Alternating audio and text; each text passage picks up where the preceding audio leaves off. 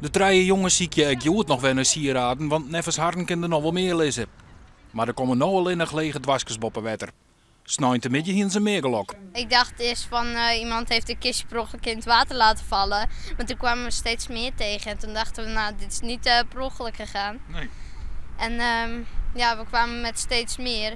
En toen hebben we mijn moeder maar bijgehaald. En die had met een hark en met laarzen aan een tasje eruit gevist. Ja, nou, we moesten wel de politie bellen. En ja, toen... Ja. En niks zelf houden? Nee. Het binnen vooral zilveren en stenen ringen, kettings en horloges. Soms tieten maar een dwarsje erbij.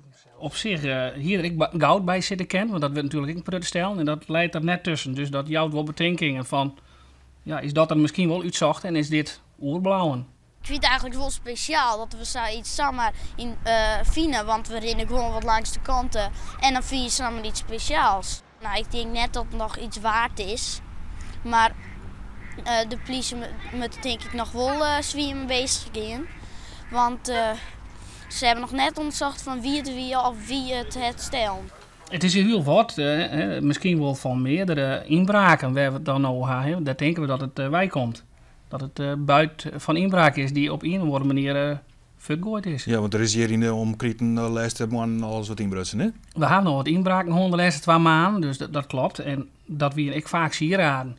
De politie had je net zocht, hè? Dus er zou nog meer lezen keer, nog net? Ja, er zou nog meer kunnen liggen, maar waarschijnlijk niet, denk ik. Ja, of het ligt wat verder in de diepe. Mijn collega's hadden het werd er net oorzaak volgens mij. Ik zal het even meenemen. Dat is wel een goede vraag, maar dat...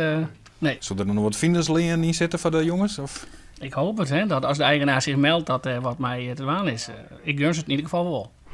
Nou, ik hoop het wel, want het zou wel leuk wezen. Foto's van de sieraden staan op dadergezocht.nl.